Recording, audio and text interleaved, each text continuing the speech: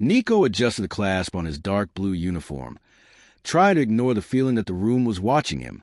He wasn't entirely wrong. The chamber, part of the Valari consulate, was alive in a quiet, eerie way. Its organic walls shimmered in slow pulses, like breathing crystal. According to whispers among the diplomatic corps, the architecture could pick up on heart rate, mood, and even stray thoughts. He felt judged. This guy reeks of stress. The walls probably murmured to themselves. Nico squared his shoulders just as the Valari stepped into the room. Tall, fluid figures with gliding movements that made them seem like they were underwater. Their clothes were semi-transparent and shimmered with colors that didn't quite exist in Earth's spectrum. It made Nico's formal getup feel like a wrinkled rental. But it wasn't their clothes or their height that bothered him. It was their eyes. Each Valari had crystalline eyes that morphed like living algorithms, fractals constantly shifting in mesmerizing loops. Staring into them was like having your soul audited. Then she entered. Lyra. He had read about her, scanned the files, memorized the cultural briefings, but none of it prepared him for her actual presence. Lyra moved with casual defiance, a subtle grin tugging at her lips, like she was in on some universal joke. While the other Valari projected the cold formality of seasoned envoys, she radiated danger dressed as charm. Her gaze locked with his. Nico's brain stalled. It could have been a lack of sleep or the stress, but what came out of his mouth was, "You've got amazing eyes." Time stopped. Even the walls seemed to go still. Lyra's pupils expanded, fractals blooming outward like solar flares. "You perceive them?" she whispered, her voice soft and dangerous. Nico blinked. "Perceive what exactly?" She stepped forward, her tone dropping to a kind of reverence. No human has ever said that. Not with sight. Before he could reply, her skin began to ripple. Not violently, but unnaturally. There were no flashy effects. No horror movie sounds. Just a quiet rawness. Dozens, no, hundreds of soft, glowing eyes slid open across her skin. They blinked independently. Some along her arms, others across her collarbone, even a few on the edges of her cheeks. They weren't grotesque. More like too much, as if reality had allowed a peek behind the curtain. Nico choked out, "Oh, wow, that's a lot of eyes." The room went dead silent. The other Valari had stopped moving. Their eyes swirled into unreadable patterns. A few took slow steps backward, like he just announced he was radioactive. "You are aligned," Lyra said, reaching toward him. "Okay, wait, aligned with what? With you? With the walls? With your eye collection?" She tilted her head, all her many eyes blinking at once. "Unclear." "That's not comforting," he muttered. Before he could try backpedaling, a deep chime echoed to the chamber, a sound that felt more like a bone-deep vibration than anything heard through ears. The Valari around him straightened. Nico's translation implant clicked on, delivering a delayed message. Right of origin insight has been engaged. "That sounds way above my pay grade," Nico mumbled. An elder Valari, draped in something that looked like breathing fabric, stepped forward solemnly. "He has perceived what should not be seen," the elder intoned.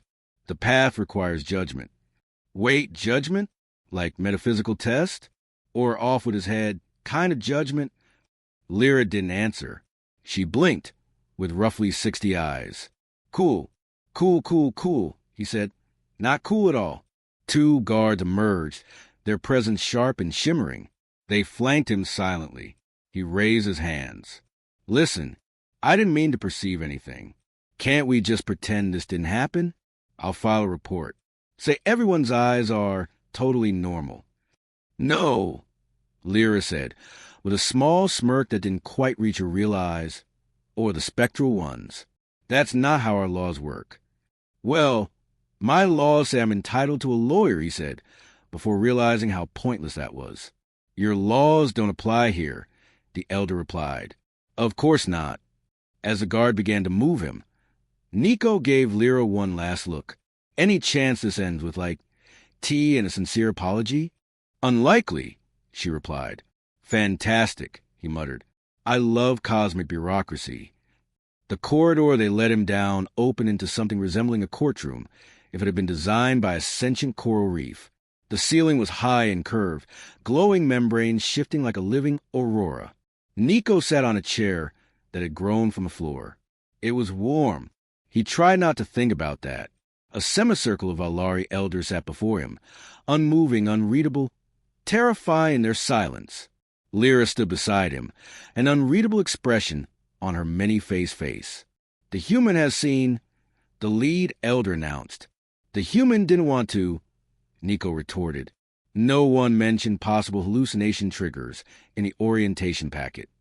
Another elder made a sound halfway between a laugh and a cough. Lyra shot him a glance. "Don't push it. The trial of sight must commence," the elder continued. "Okay, look, when you say trial, are we talking like a wise puzzle that reveals inner truth kind of trial, or more like a liquefy the intruder thing?" Lyra hesitated. Just a second, but it was enough. "The test will determine if your vision is instinct or evolution," she said. Nico crossed his arms. "How about we just chalk this up to weird lighting and go our separate ways?" No one responded. A section of the floor dissolved, revealing a luminous chamber below. The light inside danced in impossible geometries. It looked like a trap. Nico took a deep breath. "I don't suppose this is optional." "It is not." The elder raised a hand. "Step forward, Seer." Whoa, Seer. That's a little much. Can I get something less ominous? Like, guy who accidentally saw too much? No answer. Lyra gently placed her hand on his shoulder. "Don't die," she said softly. Great pep talk. He stepped into the chamber. The moment his feet touched the surface, the world shifted. Not like it changed, but like the illusion of reality slipped. Walls disappeared. The universe unfolded. He saw everything. And himself. Countless versions of himself. Ones who had walked away. Ones who had ignored Lyra. Ones who had never even arrived. Then he saw something else. Something ancient. Watching. Not just him. Everything. His knees gave out. The world snapped back. Lyra was by his side, steadying him. "I saw something," he whispered, eyes wide. "Not you. Not this place. Something else." Silence. Every elder in the room turned. Their eyes narrowed. Lyra's smile vanished. She looked afraid, and that terrified Nico more than anything else. Nico swallowed, still trying to get his legs back under him. There was something watching. Not just me. Not just you. Everything. The tallest elder of the Valari stepped forward, their robe drifting like vapor. "Describe what you saw." "I can't," Nico said, shaking his head. It wasn't like looking at an object. It was like the very act of being seen was staring at me. A wave of unease passed through the chamber. The Valari, whose eyes normally swirled in unique patterns, had all synchronized, one identical spiral in every gaze. Even without a translator, Nico understood what that meant. They were scared. Lyra turned sharply to the circle of elders. He shouldn't have been able to reach beyond the fold. An elder, shorter than the others, their robe rippling like blackened oil, spoke with a measured tone. "And yet, he has..." Nico let out a dry, humorless chuckle. "Awesome. Just awesome. So, what now? Do I start glowing? Float into the air? Am I going to melt, or just go full prophet mode?" The oily-robed elder stared at him without blinking. Unclear. "Cool. Loving the clarity here," Nico muttered. Lyra stepped close and spoke low. "We need to get out." "Wait, what? I thought I was on trial. Did I win? Is there a trophy? Maybe a snack?" "No," she said, already steering him toward the exit. Something isn't right. No one objected. If anything, the elders seemed relieved to see him go. That didn't comfort Nico. If a race of ageless interdimensional diplomats got nervous, something had gone very, very wrong. They moved fast through the glowing corridors of the embassy. The walls pulsed with uneasy light. "Okay," Nico huffed, jogging to keep up. "Someone needs to explain this. Ideally using words that don't include apocalyptic or cosmic unraveling." Lyra didn't slow down. "The fold is what keeps our reality intact. It filters perception, keeps the deeper layers hidden. And I slipped past it. She finally looked at him. No, something on the other side let you. That made him stop walking. Then the lights flickered. The walls groaned, just barely, a low, impossible sound, like a heartbeat echoing through stone. Tell me that's normal, Nico whispered. It's not, Lyra said. We need to reach orbit. Now. They made it to the launch bay just in time to see the universe hiccup. Everything, walls, ships, air, double for a fraction of a second. Nico felt himself split, two versions flickering against one another like bad film frames before snapping back into place. He dropped to one knee. Okay, nope, no way. I draw the line at parallel universe whiplash. Lyra helped him up. Her hands were cold in a way that felt outside of time. The bay was empty now. No crew, no ships preparing to launch. Just silence. She cursed softly. It's already started. Great. What exactly is it? She didn't answer. Instead, she led him to a narrow Valari cruiser, a sleek, seamless machine meant for quiet escapes and unseen travel. The hatch hissed open. As Nico climbed aboard, he looked back once, almost hoping the weirdness was done. It wasn't. Where are we going? He asked as she activated controls. To the only being that might know how to stop this. He strapped in, hesitant. And this person is... Her pause was just long enough to chill his spine. The only other sentient to ever see through the fold. Oh, Nico muttered. So it's a sequel. The ship sliced into space like a blade through smoke, gliding silently. Outside, stars blinked past, distant and indifferent. So, Nico said after a few minutes, we flying toward some ancient guru? A wise hermit with prophetic dreams?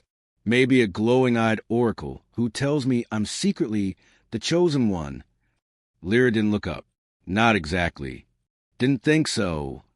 Their destination wasn't a planet or a station in the traditional sense. It was something else. A colossal structure hung on the edge of known space. Part machine, part organism. All wrong. It pulsed faintly, tendrils of light drifting like thought made visible. That doesn't look like a housing complex, Nico muttered. Because it's not, Lyra said flatly. The docking process was almost too smooth. The moment the hatch opened, Nico caught a scent, metal mixed with something else. Something alive. The interior was dim, organic panels, strange pulses of light, like a place that had been dreaming for centuries. This feels like a bad idea, he said, but followed her anyway. At the end of the corridor, a doorway shimmered with slow pulses. Lyra placed her hand against the interface. It opened. Inside was not the monster Nico had imagined. No glowing entity. No ancient tentacle horror. Just a man. He looked exhausted. Wild hair, patchy beard, wearing a stained shirt that had once tried to be white. He blinked at them from a seated position surrounded by streams of living data. Oh, the man muttered. They found another one. Another what? Nico asked, stepping closer. The man gestured vaguely. Another poor bastard who saw too much. Nico turned to Lyra. You couldn't start with a part where there was another human? She shrugged. He left before my time. The archives barely mention him. The man snorted. That's how the Valari deal with inconvenient truths. Pretend they never happened. He stood, cracking his back. Name's Kale, by the way. Nico's Saturday. All right, Kale. What did I see? Kale rubbed his eyes. The fold exists for a reason. The universe isn't made to be observed entirely. There are things on the other side. Old things. Hungrier than we'll ever understand. And they don't see us. Not until we see them. Nico's chest tightened. So now they're watching me? Kale nodded. Not fully, but you lit up their radar. Lyra tensed. Then we need to sever the link. Now! Kale sighed. You can't just delete a connection like this. Seeing them changes you. Leaves a trace. A mark. Nico slumped. So I'm what? A beacon? More like a blinking red light. He put his face in his hands. So I either get eaten by a metaphysical sea monster or... Kale paused and smirked. Or you learn how to blink back. Nico blinked. Come again? You saw. That means you have potential. You can cower and hope you go unnoticed, or you can learn to look deeper. Because if we can see them, what else can we do? The idea landed in Nico's chest like a spark. He glanced at Lyra. Her expression was hard to read, but behind her eyes, behind all her eyes, was something close to hope. What do you want to do? She asked quietly. Nico didn't answer right away. He thought about who he used to be, a background player in a vast galaxy, always looking in from the outside. Now, though, he'd been handed a key to something far bigger. For the first time in his life, he wanted in. He grinned. You know what? I think I'd like to learn how to blink. Kale laughed, the tired sound of someone who had waited a long time to hear that answer. Well then, he said, welcome to the club, kid. Nico had never seen a sunrise from orbit, but the view from Kale's outpost might have been the closest thing to it. A distant red dwarf star cast flickering light through thin, mist-like shell of the station, making the walls shimmer like liquid stained glass.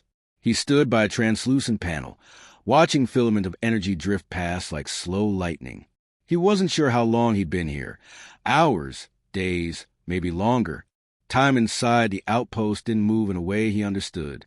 The air had a hum to it, the kind that made your thoughts feel louder. Behind him, Kale and Lyra were speaking in low voices, surrounded by screens that weren't really screens, just floating architecture shaped like thought. The two of them made an odd pair. She, with her unnerving calm and a dozen spectral eyes constantly reading the space around her. He, with his disheveled clothes and the haunted air of someone who'd survived too many truths. Nico was starting to understand both of them. He'd been running on reflex ever since he blurted out that stupid compliment about Lyra's eyes. Funny how things spiraled. All right, Kale said, stepping into view. You've had your quiet moment. Time to train. Train. Nico turned. Like, what? Do I get a textbook? Gloves that help me see eldritch shapes. Kale just smirked and pointed at Nico's head. All the tools you need are in there. Unfortunately, so is all the junk. We have to sort out which is which. Lyra stepped closer, holding something strange. Some kind of Alari construct, like a glove but alive, with pulsing veins of light running through its surface. You'll need this for your first look, she said. Not at them, but deeper into yourself. That's where it starts. Nico hesitated. You really think I can handle this? Lyra looked at him, not just with her main eyes, but all of them, in sync. You've already seen beyond the fold. You survived it. That makes you dangerous and valuable. Dangerous. That word sat heavy in his chest. Back on Earth, he was a translator, a negotiator, the guy who smoothed things over, not someone who crossed into forbidden realms and came back marked. But here he was. Kale tossed him something that looked like a stone, but hovered just above his palm. This is called a lock core. Touch it, and you'll open a piece of memory that doesn't belong to you. That sounds wildly unsafe. It is, Kale said, but it'll show you what the fold showed me, what might be coming. Nico looked at the core. It pulsed with a dull, rhythmic beat, like a warning, or a heartbeat, or maybe both. He took a deep breath and placed his fingers against it. Flash. He was nowhere and everywhere, not floating. Not grounded, just awareness wrapped in images. A dead star being eaten from the inside.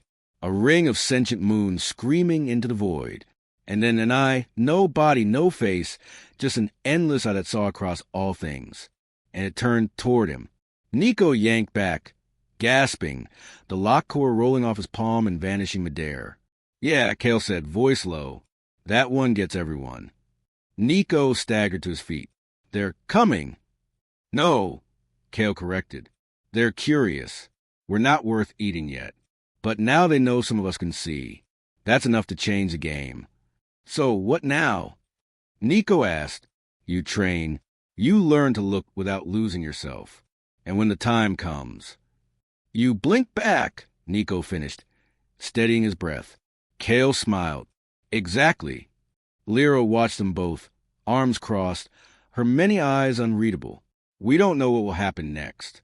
The Valari are ancient, but even we never dared this far. Nico shrugged. Good, because I'm done living on the edge of things. If the universe is going to throw me into the deep end, I might as well learn to swim. Kale laughed again, short but not bitter this time. You might just make it. Outside, the stars shifted. Far in the black, something vast stirred. But Nico didn't flinch. He wasn't just being seen anymore. He was watching back. And this time he was ready.